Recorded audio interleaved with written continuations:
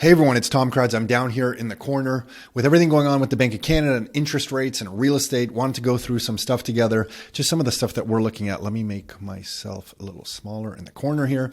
So here we are on the Bank of Canada's website. And on the Bank of Canada's website, you can see interest rates from the Bank of Canada, their overnight lending rate. They call it their policy interest rate. Has been super low for a very long time. If you've been following us for any amount of time, you know it's been too low for too long. But with everything going on in the world, they've decided to start increasing it, mostly because of inflation. And you can see here in March, they raised it a quarter point. Then we've had a couple half point increases, then the big point in July. And then yesterday, 3/4 of a point with some pretty strong wording that everybody should be fearful because we might raise rates again. And you can see that incline is the fastest incline that I can remember since the 1990s. So this is a big increase. And here's some of the data that we're kind of looking at just to give us an idea of, or give us a framework of when are they going to stop raising these rates? Like when are they going to stop raising them? Will they reverse this, or will this just keep going forever? And are they going to keep them high for a long time? Is this the new normal? So for that, let's look at some data together. Here's Canada's gross debt to GDP. So we're over 100% debt to GDP in this country. And the reason that that's interesting to us is because with a lot of debt, it's difficult to keep interest rates high because you have to make a lot of interest payments on that debt. And if I flip over, here's Canada's government debt. Now it's not debt to GDP. This particular chart is just the absolute dollars of debt, and it's over $1 trillion of debt in this country. You can see, it kind of increased in the 90s, then kind of trended down for a little bit, then it came back up. And then with the whole COVID thing, it just shot straight up.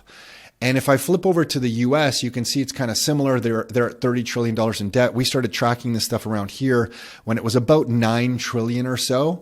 And you can see the pace of this is just increasing in the US. And the reason that this is important to us is whatever the US does, we tend to follow, especially when it comes to monetary policy. But you can see in the 2000s here, the debt was increasing in the US at about this rate here. If you can see on this chart about that pace, that slope of that graph. Then it increased after the great financial crisis to that pace of new debt. And then now since COVID, it's really kind of shot up and it's increasing at an even faster pace. So that's something to keep aware of. And then if you look at Canada's money supply, our money supply since the year 2000 kind of was at this pace of increase after the great financial crisis in the US. Canada's money supply also increased at a little faster rate because we always tend to kind of mimic the US. And then since the COVID, it has increased at an even faster pace. And this is really the devaluation of our currency. This is why things get more expensive in this country, because the value of our dollars goes down because more and more dollars, this is the measurement of supply of dollars in the economy. There's more and more dollars shoved into the system, which means the dollars that you have in your pocket or in your savings account are worth less and less. And it's why it takes more of them to buy things like property. And we'll get to a little bit more detail of that. Here's the US M2 money supply. You can see in the 2000s, it was kind of raising at this rate, the pace increased after the financial crisis a little bit. You can see it kind of went up a little bit of a faster pace. And then after COVID, it really kind of shot up. And then now it's plateaued in the US. And that's really interesting. And that's, to me, a big reason why the whole economy is freaking out.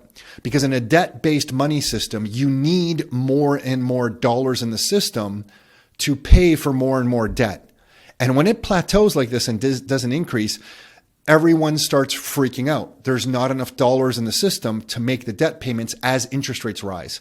So this is going to be very telling going forward. What happens? Does this start coming down? Which I do not expect. I expect this to shoot up, but time will tell. Who knows?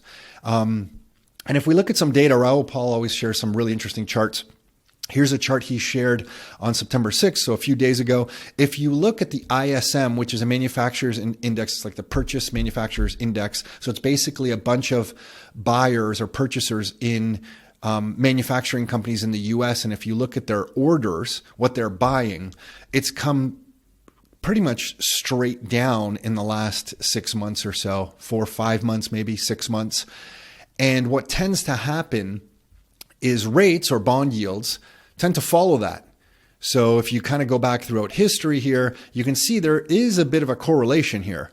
As the ISM, so which is a reflection of the economy, what buyers are doing, how much economic activity is out in the market, as that goes up and down, rates in the 10-year bond, which is it's a really important bond yield in the US, tend to follow.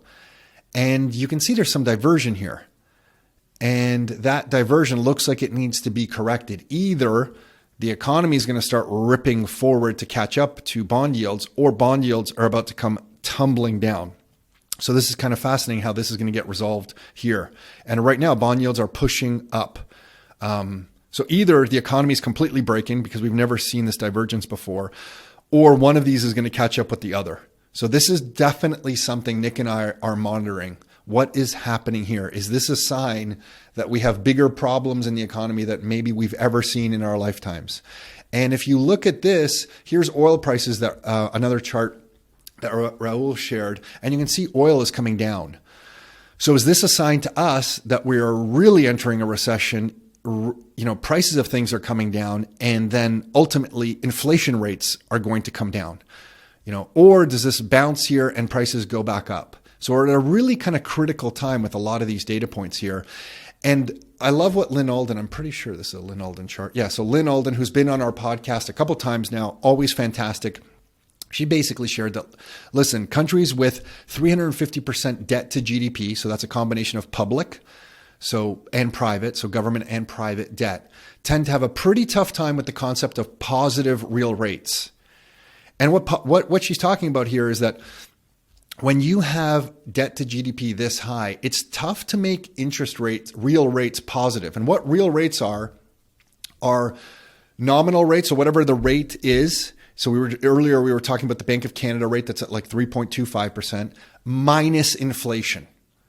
And in the US, when you subtract inflation from her measurement here, so she has looks like the 1-year US Treasury rate, and then she's subtracting consumer price index or inflation from that, you can see as debt goes up really high, real rates, when you subtract inflation from the interest rates, it's negative. You see on the left-hand side here, it's a negative real rate, which is implying that inflation has a real role in what happens in interest rates going forward. And I'll come back to that. But you can see here, it's been really difficult for rates to stay in positive territory for any length of time because there's so much debt in the system.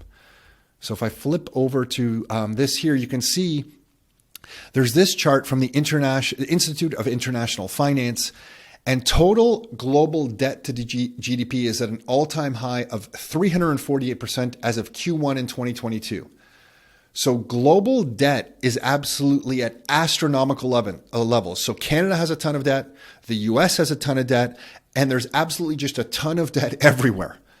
And this is a big deal because it makes it difficult for anyone to have positive real interest rates. And again, I'm going to come back to that. Greg Foss, our good buddy, put this out today, basically saying that the Bank of America has concerns on the resiliency of the U.S. Treasury market is the headline of the year. It will fly under most investors' radar because they have no credit risk experience, but make no mistake, the decline of U.S. Treasuries as a global reserve asset will reshape financial markets forever. And this is basically a sign that financial markets may be looking at U.S. debt and saying, hold on a second here. There is so much debt in the system.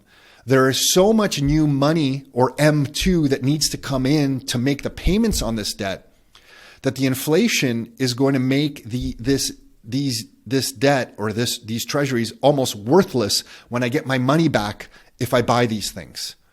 And Bank of America has some concerns on the liquidity of the treasury market here.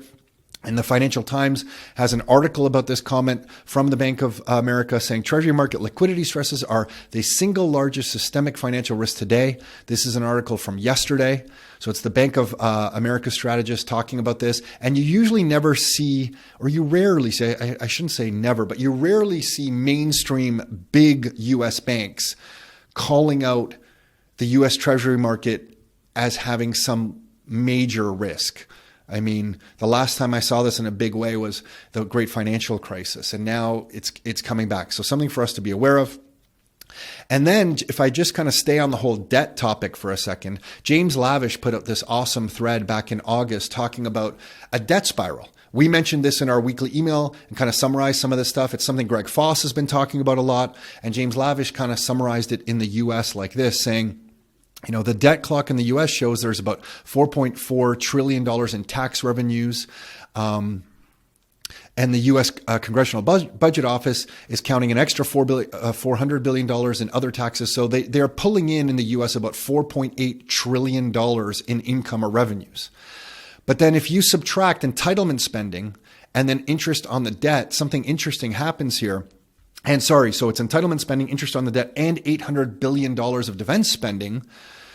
The expenses are about $4.5 trillion.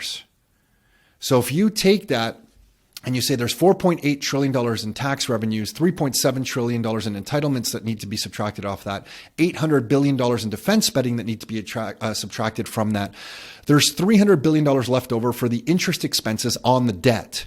And this is where large amounts of debt in the US, in Canada, and globally pose a major problem. Because there's $300 billion left in their tax revenues to pay for the interest on the debt. But the problem is that the debt costs are currently $400 billion, which means they're short $100 billion. And the way to get that $100 billion is obviously to issue more debt to create more money in the system to pay. And here's where things, as James is saying, really get ugly. As Greg Foss has pointed out, when rates get up to 3.2% in the US, which is where they are now, when the debt rolls over and gets replaced at this higher interest cost over time, the debt costs go from $400 billion to $1 trillion. So if the US is short $100 billion now, and if debt interest costs go up from $400 billion to $1 trillion, they're going to be short an extra $600 billion. Where does that come from? And this is where, if you go back to that M2 chart, I always think the M2 must shoot higher.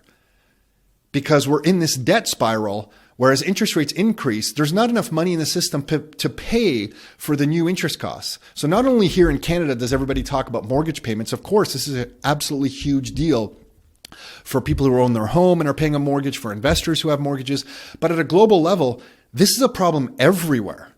This is a big deal. I can't remember seeing something build up like this since the 1990s. Maybe, the tech bubble was kind of interesting. The great financial crisis was definitely serious in the US, but not here. But now we have something where there's an absolute global impact. And it's why when I look at these charts, here's M2 again, and M2, the amount of new money entering the economy in the US has kind of plateaued.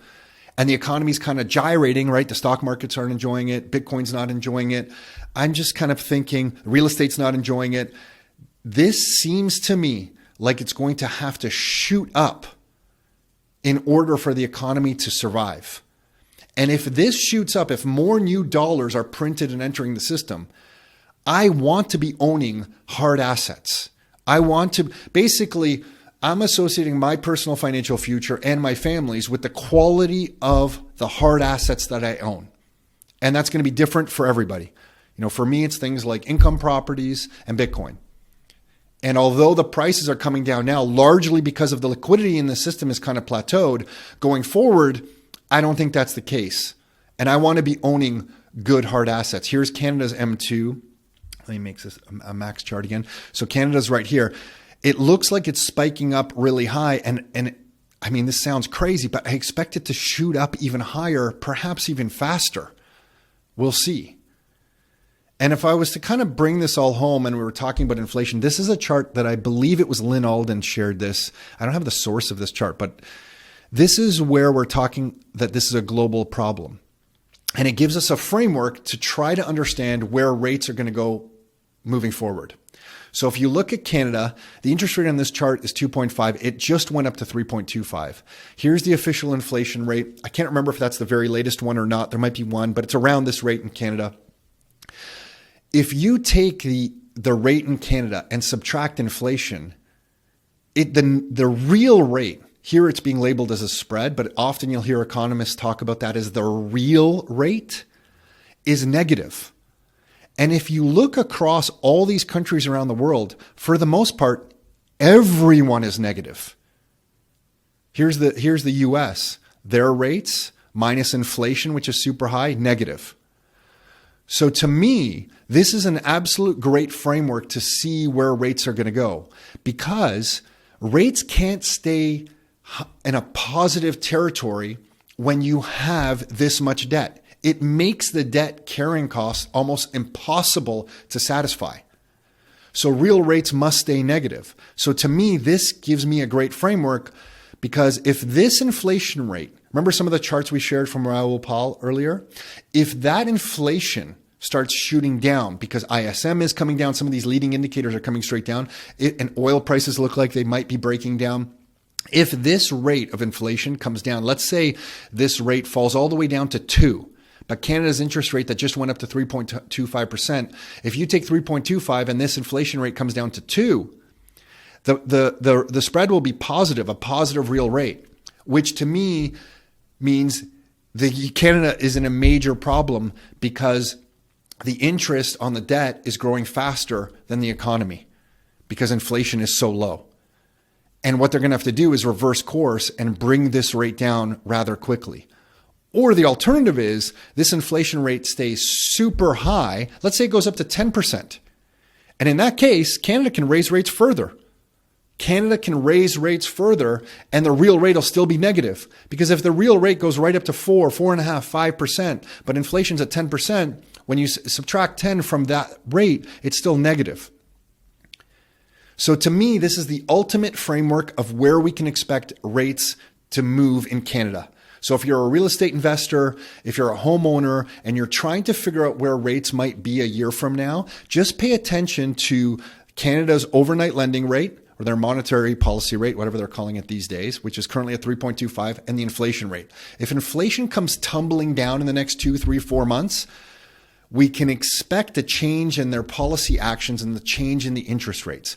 If inflation stays super high over the next few months, rates are likely going to stay high for some time. So to me, it's this kind of chart here summarizes the world's economic situation and even Canada's economic situation, which impacts us right here on the streets in the Greater Toronto, Ontario, right across this particular country. So I know I've kind of covered a lot of concepts really quickly here, but if you just want to pay attention to something moving forward or want to know what we're paying attention to, it's this spread. What are these two things doing? And if this inflation rate comes tumbling down, the Bank of Canada is likely going to have to change course on their rates. Time will tell. Or this stays super high and rates stay super high for longer than anyone expected, including ourselves. So that's it for this. Hopefully that gives you some idea of what we're currently looking at. We're actually going to be doing a huge update on all of this stuff at the Your Life, Your Terms event on Saturday, October 1st. I think registrations are open for Rockstar members. We're opening a small amount of registrations up for people who are not Rockstar members, so stay tuned for that. And that's it. Hopefully you found that useful. Until next time, Your Life, Your Terms.